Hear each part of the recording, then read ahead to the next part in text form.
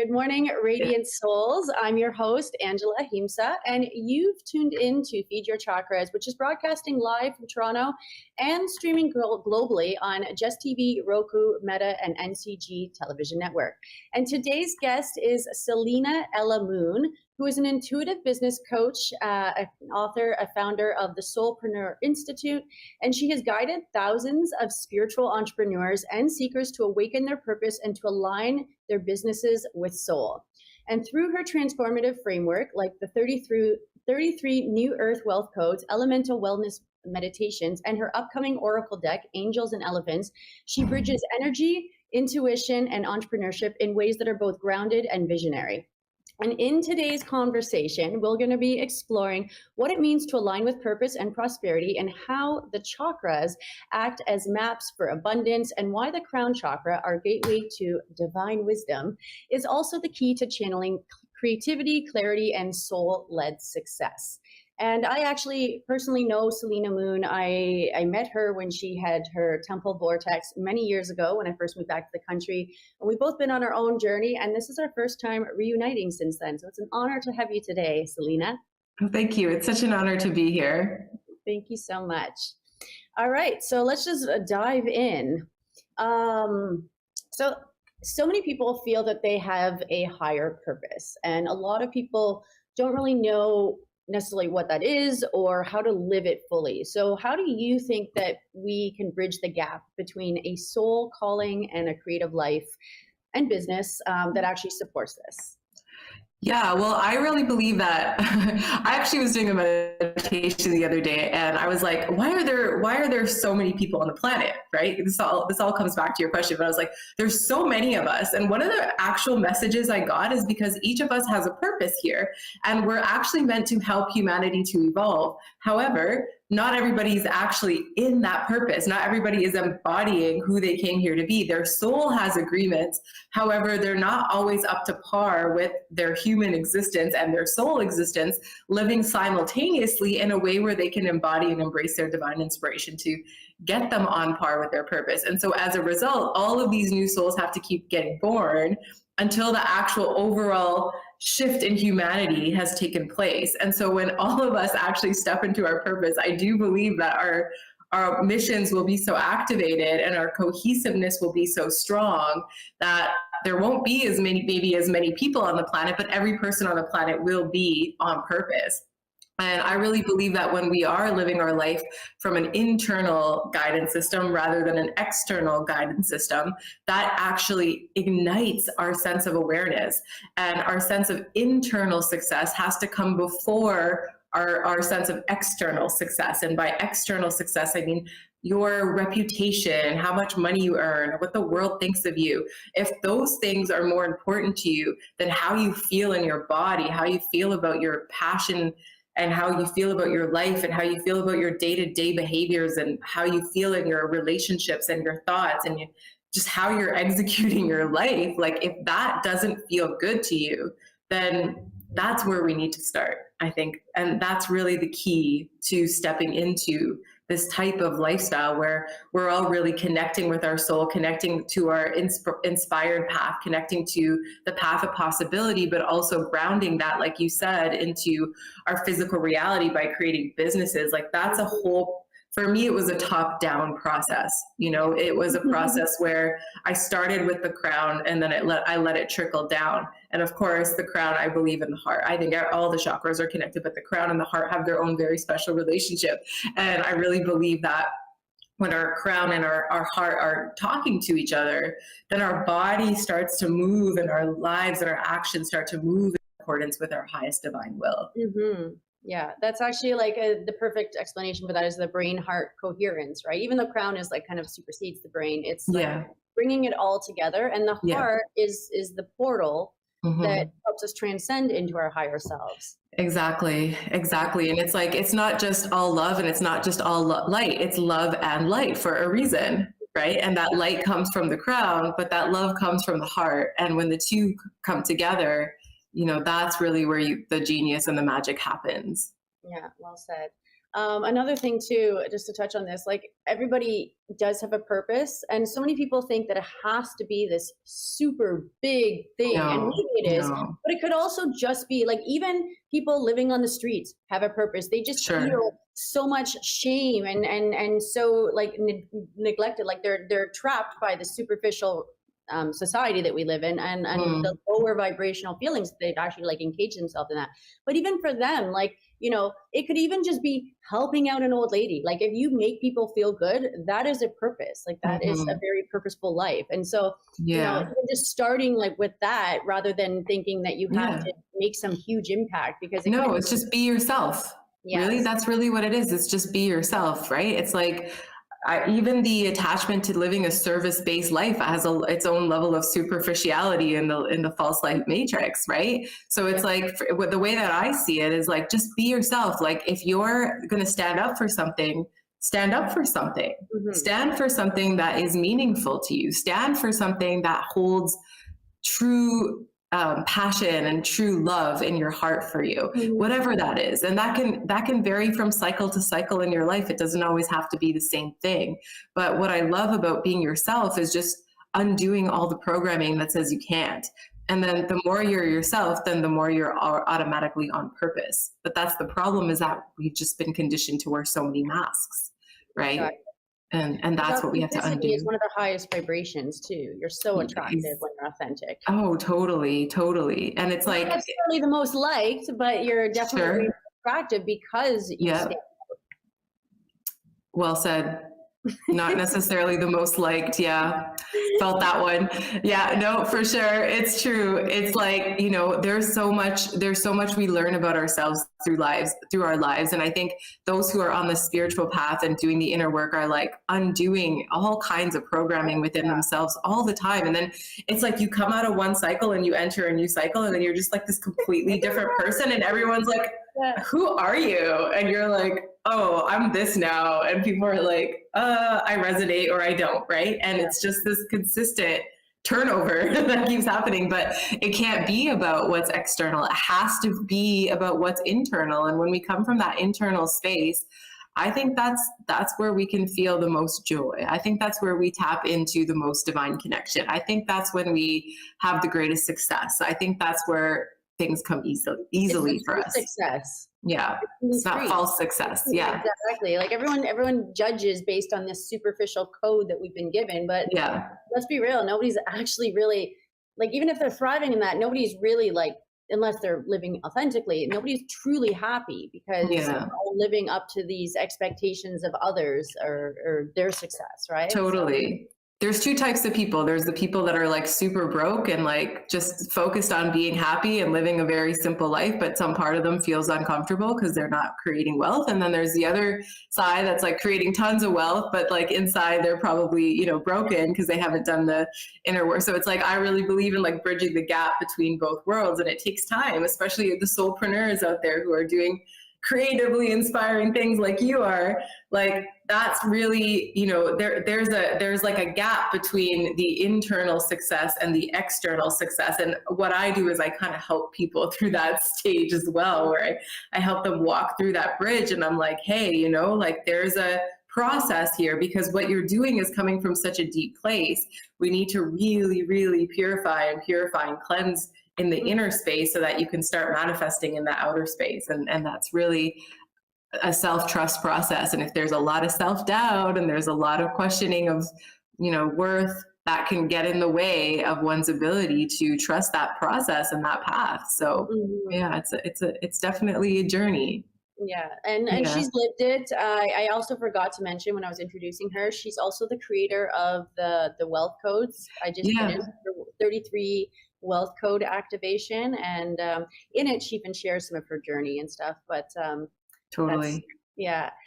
So on that, because you're touching on the two different polarities between people, and I also have experienced and know that a lot of people who consider themselves soulpreneur or spiritual, they do have that disconnect, and mainly because there's so much in their higher chakras that they're not balanced with the groundedness of being in this world, maybe because they don't want to, because it is so superficial and stuff.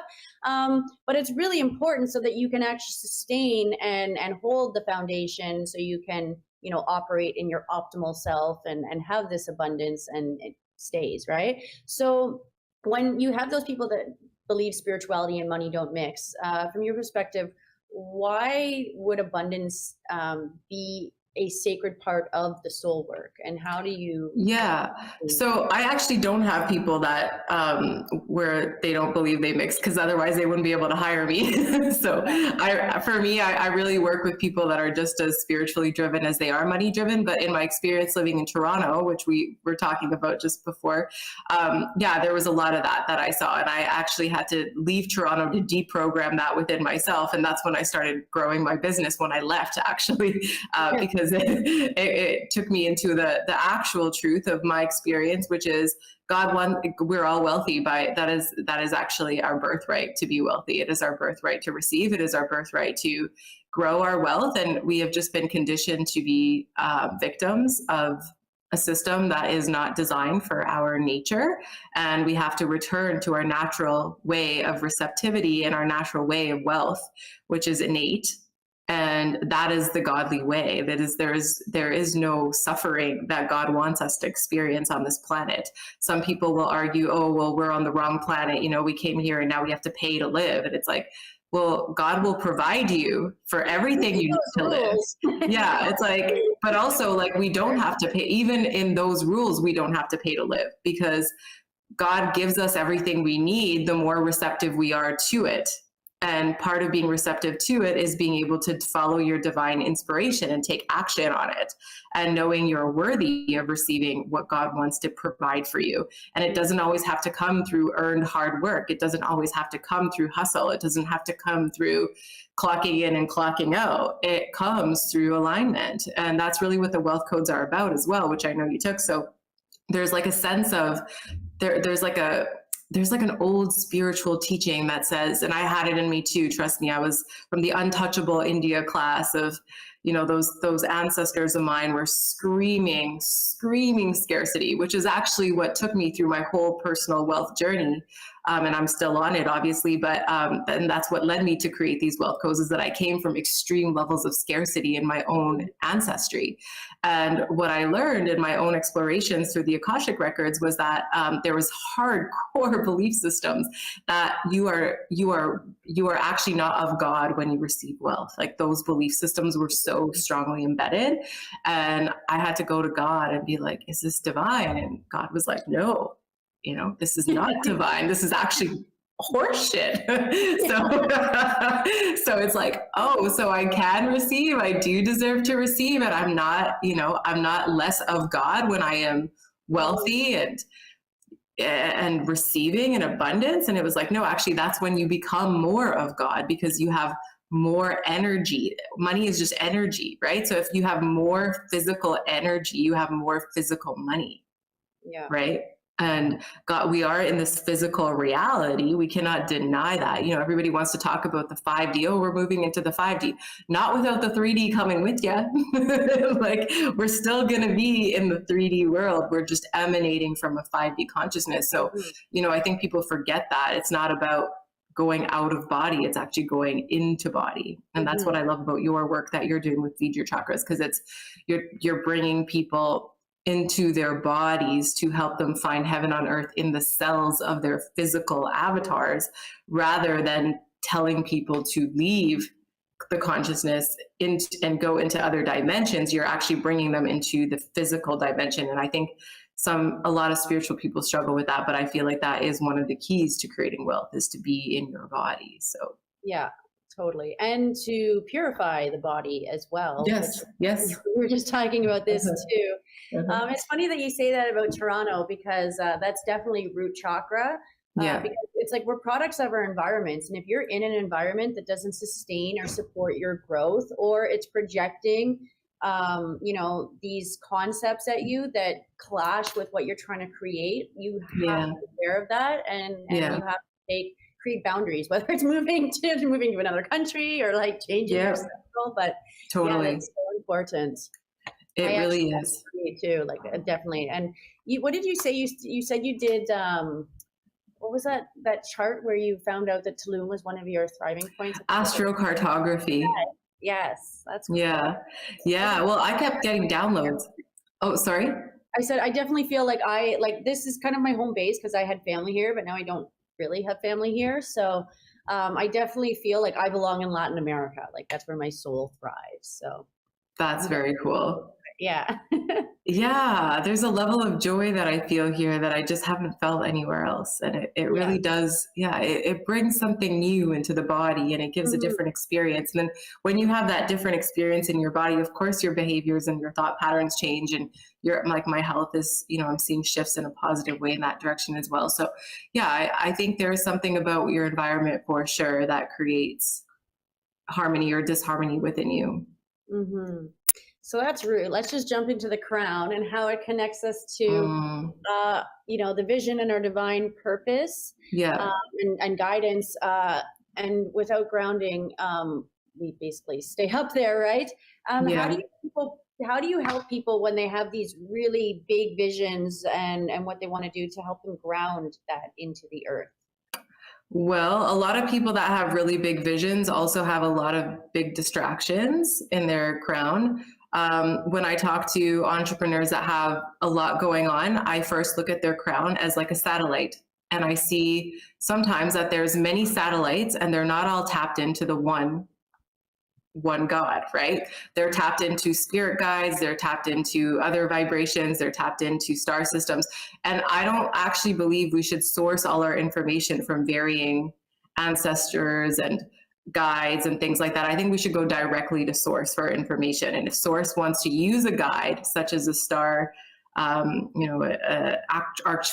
or Pleiadian or an ancestor to assist us in actualizing our godly insight, then that comes secondary to the divine. And what I notice in a lot of work that I do with spiritual people or people who've been in a lot of these spiritual communities is they're not, first of all, their satellites are all over the place. So they have a million different ideas and none of them are actually connected to their soul path because they're either past lifetimes or they're lifetimes that haven't been fully resolved yet, or they're the ancestors' lifetimes that are trying to work through them, or there are other star systems that they've tapped into and pledged their allegiance to. And it's really not all coming from God. So what I do is I collapse the satellites and I connect the crown to God and God alone. And then from there, we say, if God wants to bring guides in, then God, the guides and the support is coming from a divine source. It's not coming from all these open satellites searching, trying to escape or trying to find solutions to things. It's literally just bringing it within because we are God. We literally are, all of us are a piece of God. So if all of us are already a piece of God, we don't need all these satellites open. We just need to return home to ourselves. So what I do is the energetic cleansing is I release a lot of the stories and just the chaos and the static that I see in the crown. And I help people to just really come back home to God. And then once we do that, we look at purpose. And once we look at that, we look at what's divine and what's aligned. And that usually doesn't feel so big and overwhelming anymore because the big and the overwhelming stuff takes us out of body. It literally it's almost like too much for the body to handle because the body's like, got its own stories of like, you can't do that. You don't deserve that. Nobody's going to listen to you. This isn't that. And so it's like, it literally takes you more away from it when you have that too big of a vision. But when you're grounded, your visions are kind of like happening in micro doses. and that's what I notice is like the people that are most grounded and the most successful, their visions are coming as micro doses. They're not coming as these grand, elaborate things because they understand that timelines are shifting. They understand that they're purifying. They understand that humanity is shifting. They understand they can't control things.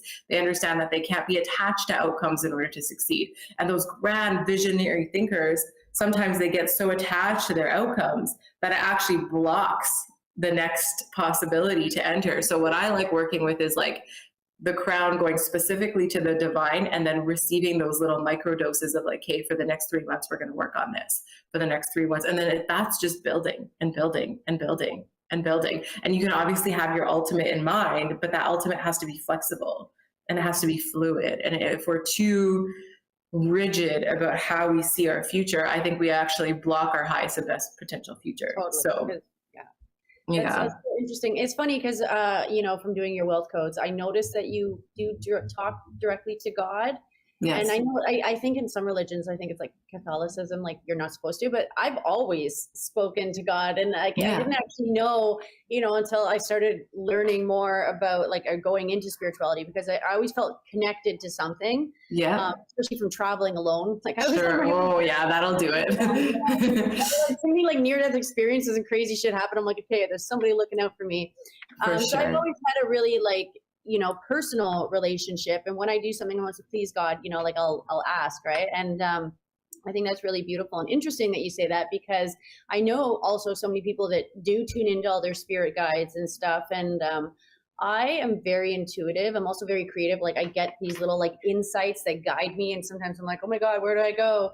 And so now it's funny that you say that, because I have my book coming and stuff, but it's I taking it all in and noting it, but it's I have my priorities. First it's got to do this fashion show, and then it's going to be this, and this is how I'm going to tie them together. So that's really cool. I actually just had a question too. It's I wanted to ask you before, when you said you had a family lineage of complete scarcity, was it the Untouchables? Yeah. Oh my God, that's good. That came to me as you were saying that. So wow, that's do you want to explain a little bit what that is in case people aren't? Yeah. So even though I am Indian blood, but my family's from Africa. My parents are from Africa. My grandparents are from Africa. However, my great grandparents were from India. And so I don't really know a lot about that whole lineage. So I had to go, every time I'd ask my parents questions, I just wouldn't get a lot of answers. So I was like, I'm just going to go into a meditation, and I'm just going to, because I have the power to go into my own past lives. I feel like when you do more inner work, you start to unlock that 8th strand of DNA, and your Akashic record awareness just blows open. And I just start going through these past lives. And so I start looking through the past lives of me as my ancestors. And I'm just literally scrubbing floors and sweating. And I'm just doing all I'm literally being treated like the scum of the earth. I'm being kicked around and stuff physically, and I have nothing. I'm just wearing the same thing every day, covered in mud. And I was like, what is this? What is this? And it was this is the untouchable class. And so there's a caste system in India, and it's the lowest of the lowest caste system are the untouchables. These are the ones that are completely, nobody wants to touch them, because nobody, literally, they're considered the scum of the earth. And that's where my ancestors came from. So that's why this work is so important to me. Mm-hmm. And it's also, that's something that gets embedded in our DNA, because a lot of our beliefs are programmed into us. So it's really up to us in this day to do the work, because you're not only healing them, you're going to be healing the future generations, so that doesn't carry on. So good for you. Thank you. And you're also putting a different, even aside from the future generations, say you don't have children, right? What you're doing is you're putting a new stamp on the earth with your frequency, right? So it's wherever you go, your frequency gets stamped on the earth. So you're literally putting your energy and dropping all kinds of codes based on your own consciousness and where you are and any land that you touch.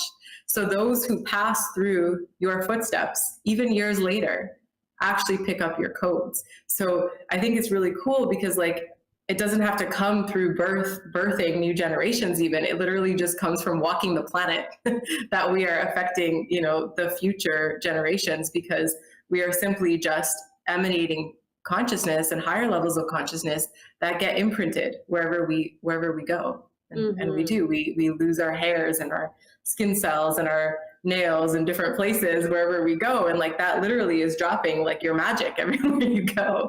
I've learned this as a nomad. So it's pretty powerful when you do that inner work, because you're actually not just helping your own ancestors and your own lineage, you're actually helping the entire planet. Yeah. What a crazy time to be alive. I feel so many people are waking up now, and it's just is the frequency. And as you mentioned, 5D isn't actually a place, it's a state of being. And the more that we raise the collective consciousness, the faster it's happening. Totally. Totally. Yeah, it's really cool. Are you there? Oh, did we freeze here?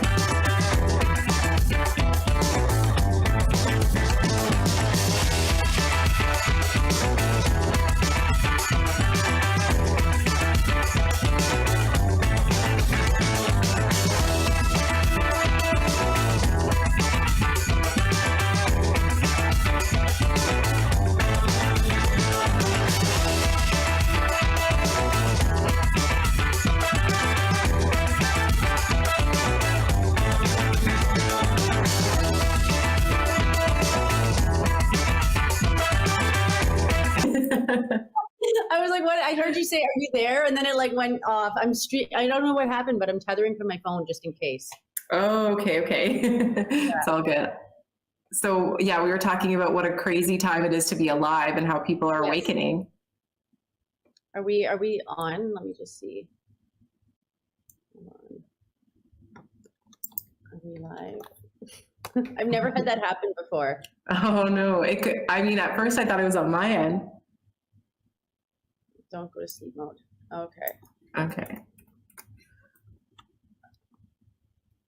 Okay, we're live. All right, continuing where we left off, we were talking about what an interesting time it is to be alive, and then and then we got intercepted. So please refresh us.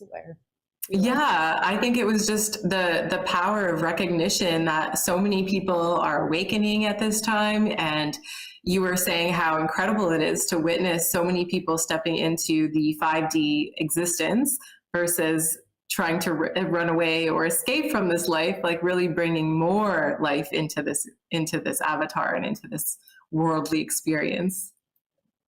Yeah, that's so cool. So entrepreneurs who focus only on strategy or only on spirituality, how do you bridge them into converting their one like kind of focus and introducing the other into a tangible prosperity or business? Yeah, well, and so I run the Soulpreneur Institute, and it's basically a school platform where we have hundreds of videos in there now about this exact same topic. And what we talk about is the people that are more, so let's just say spiritual, and they're getting all the downloads, but they're not actually connecting to the physical in terms of strategy. They usually have a lot of judgments about this physical reality. that they need to overcome. And a lot of those judgments have to be like, are often like, I don't want to be boxed in. I don't feel like I'm part of this matrix world. I don't want to do things the way that everybody else does them. And that's fine, because I agree with that. However, I do believe that there is a routine or a structure that is intuitively led, and that we can actually access that by balancing our feminine and our masculine energy. And when we actually connect to the part of ourselves that is intuitive, we're also utilizing that intuition to create the structure. So what is the intuitive structure that I need to build in order to succeed in my business? That is the question we should be asking, because most of us are doing it the other way, where we're trying to build a business based off strategy that makes sense, but it's not always intuitively led or heart led. And so what I help people do is I help them go straight to their feminine first, because I really believe that that's where we should be starting, is in that feminine energy. Connect to your insights, connect to your intuitive nudges, connect to your dreams, connect to what your heart is telling you. Yes, receive. And then once you're in that space, now use your intuition and your downloads to channel your own structure. And everybody's structure is going to look different. And it's not based on algorithms. It's not really based on, you know, you got to post this many times a week, or you got to share this many YouTube videos in order to like become successful. Or, you know, even there's a lot of talk about like SEO and things like that. But even I notice when you're not in alignment, SEO doesn't work. It's like, you still have to be in alignment with what you're doing for you to be able to succeed. And you have to have a deep reason and a deep meaning behind it. And your energy has to be congruent with what it is that you're doing.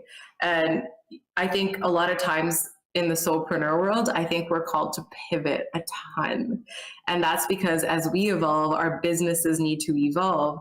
And I think that we could be in one business for say 3 to 5 years, and all of a sudden we're being called to pivot that business.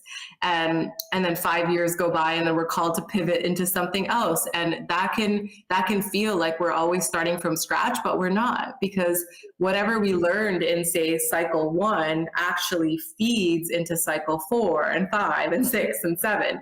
And that's really what I help people do, is I help them to extract the wisdom from their previous cycles and then impart that wisdom into their next pivots without prolonging or blocking that pivot from taking place, right? It's like there has to be a recognition of self in this soulpreneur process. And if the self is not feeling that feeling of fulfillment or happiness or joy doing what it's doing anymore, naturally as humans we get bored, right? Or we just need to keep evolving. We have to do something different, right? And a lot of people struggle with that, because they're like, okay, but I'm making good money now, and I worked this hard to get all these clients, and now I have all these clients, but now I'm poor, right? But it's like, if you're not happy within yourself, then like your level of service is also not going to be at the level that these clients might be paying you, right? So I always tell people, like, how can you switch it up, right? What can you do to switch up your business? Even if you have clients and you're bored, how can you bring something new into your client conversations? You know, I always say start there. You know, like when I was doing in-person healings, I would sometimes bring in like essential oils to like stimulate me in different ways, or imagery or paintings or sounds or frequencies that would just really create like a whole everlasting unforgettable experience for me and the client. And since doing that, I still remember all my client experience. I remember almost every single session I ever did, because I always made it interesting, you know, and my clients felt that. And that's why most of my business over the last 13 years has been referral based, right? Is that I don't really have to advertise too much, because I have people that refer people because they're getting great results working with me. So, you know, that's part of doing what you love, is other people feeling that love. And if you don't love it, it's going to be harder to grow your business, because people aren't going to be referring you. They're not going to be giving you those glowing reviews. You're not going to get the kind of result that you're looking for in the outside world, because you're just not quite there in your inside world. Yeah, I love that. I love that. It's kind of the polar opposite of what most people would think for their business, because most people would approach it from the masculine, where it's like the doing, rather than the whole like creation and flow.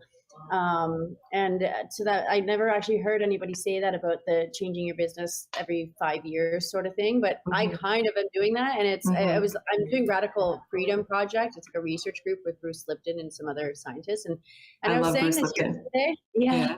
I was saying this yesterday. It's like, I do so many things that sometimes I don't even know how to like label myself, right? They're like, what do you do? I'm like, well, I do this and this. And it almost sounds like I'm making it up because I do so many things, but it's like I've traveled so much and I've become a different person and basically everything and followed my passions and stuff.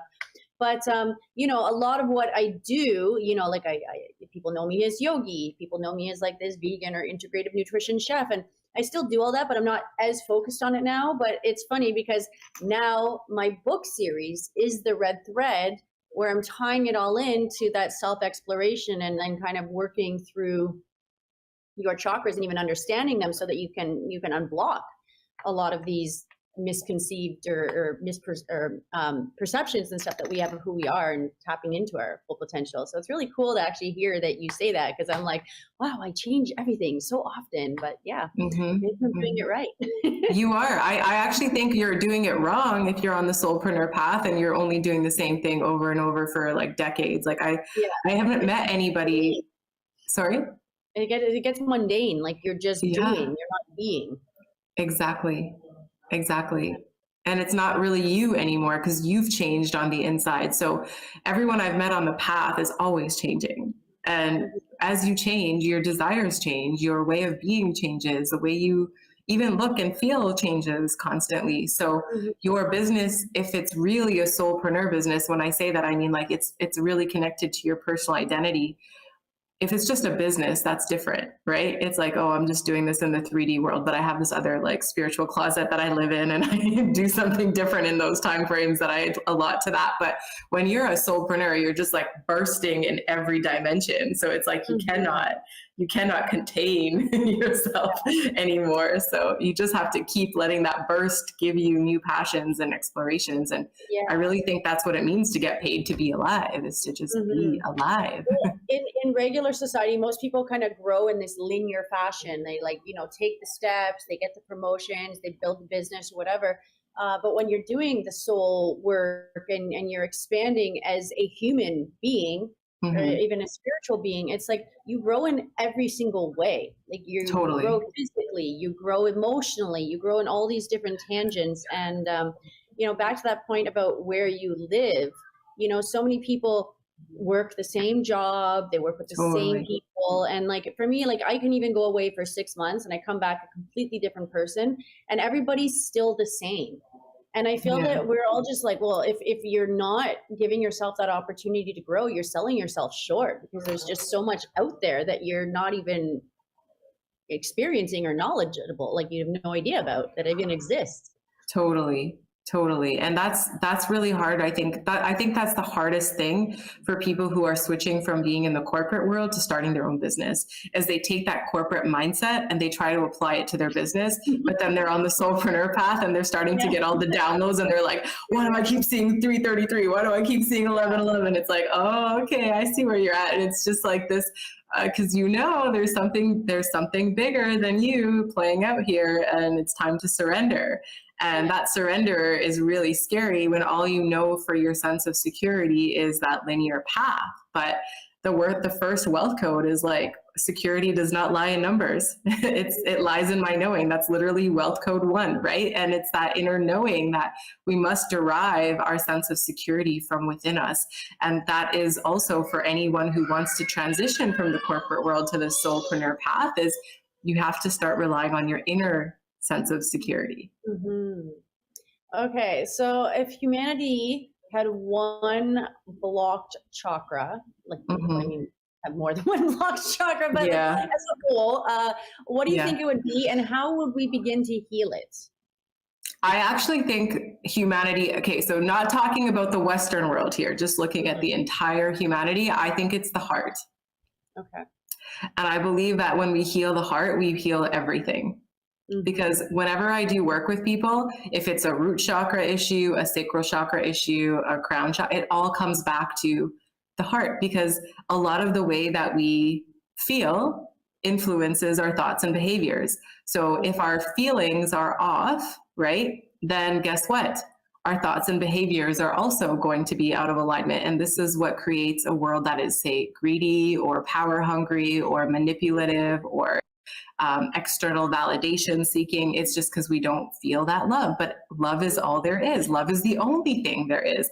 Everything else is an illusion. So if we can remember that love can exist and really thrive from our heart space, whether it's the lower heart or higher heart, which is a whole other conversation, but really just like the expression of love in its unconditional sense, that is where, if we can all find that balance of love within, I think the whole of humanity would radically change. Yeah, I agree with that. I definitely think the heart is definitely going to help us heal because it's blocked for so many reasons. But I also would think it would be the root, because everybody's trapped mentally, emotionally, in scarcity, in survival mode, and that's what's keeping everybody small. But like the love, like you said, is actually what can help elevate us, because then you can help people feel grounded, you can make them feel supported and stuff. So yeah, for sure. And when you feel love, you naturally feel connection, and when you feel connection, you naturally want to help people. And when you feel open to love, you also receive love, and you allow people to help you. So there's never really a lack. Yeah. There's never lack when there is love. Never. Yes. Not even in the physical world. Yes. Love it. Yeah. Okay, so we're running out of time, but you did give us one of your wealth codes, so thank you for sharing that. I'm also going to put all her stuff in the description when I share this, if you want to tune into any of her stuff or check out her programs. But as you connect directly to God and you ask for guidance, you ask for abundance and all this stuff, can you just give the viewers an example of how they can do this, and what you might say, just to give them a little takeaway? Yeah, so you'll see in the codes, I actually embody these codes more and more every day. I don't ask for things anymore. I am them. Yes. So it's a remembering that is taking place when I am connecting with the divine. I'm literally just saying, I am wealthy. Remind me how I am wealthy today. I am loved. That was one. I did her things, and she said something. I forget what it was. It was something about like, show me how deserving I am, or something like that. I can't remember what it is you said, and I did that, and literally like so many things came at me that day. I was like, whoa. Yeah. Those codes actually, thank you for doing the survey as well. We got some amazing testimonials from that as well. One girl manifested like 20K after the first week or something. Wow. Yeah. And then that's when my husband actually had his big, like he had a money block for 7 years, and the wealth codes helped get him out of it, which was really cool. Cause I've watched him change since the first day of the wealth codes, and he just took them so seriously. And I never seen him like how he is today. I did cool. too. That's why I was a little behind, because I like literally made it a ritual. I'd like sit there, I'd read it, and I'd write the code down. I love that. That's awesome. Well, we have adapted it since. I mean, we created a workbook, and we created the Wealth Temple, which is basically a WhatsApp chat now, a community where I'll be starting to share more wealth upgrades in there for people who join moving forward. So the first 3 are free now, but now it's the rest of the 30 you got to invest, because I noticed that even though the first 33 I offered for the first few people were free, people were actually not taking it as seriously because they didn't pay for it. So I got a download about that actually I needed to charge for this so people could get better results. So it was actually for everybody's benefit. Yeah. So now it's 111 for the full experience, but the first 3 are free, which anybody can get at any time through wealthcodeactivations.com. Beautiful. Yes. And as I said, I'll be sharing all of that. So Selena, thank you so much for sharing your wisdom. Thank you for having me. That prosperity isn't just material, it's our energy, it's our alignment and our purpose that flows through us. And to everyone tuning in, if this conversation expanded your perspective or inspired your prosperity, I invite you to connect with Selena at her channel, which is it Selena Moon or Selena Ella Moon? I go by Selena Ella Moon now. So you could find me, at Divine Leadership Codes on YouTube. You can get those wealth code activations from wealthcodeactivations.com, or just check out the Institute at Soulpreneur Institute.com. Yeah, she's evolved since I first met her. Selena Moon. Definitely. I was Angela Argentina. Now I'm Angela Ahimsa. So I have also evolved. That's it. You are very, very, you are very on fire. You were always on fire, but you're on fire in a whole, you're on fire in more of a majestic way now. Yes, I'm more aligned now, I believe. Yeah. So it's really cool to reconnect. Thank you. And so if you're looking to continue nourishing your journey and have more conscious conversations, chakra insights, and soul aligned practices, you can also follow me. I am the chakra goddess, also known as Angela Ahimsa. And so if this episode resonated with you, please like, share, and subscribe. And together we're awakening purpose, embodying prosperity, and feeding our chakras with wisdom for the new earth. So thank you. Until next time, stay open, stay radiant, and keep feeding your chakras. Peace, love, and infinite blessings. Thank you.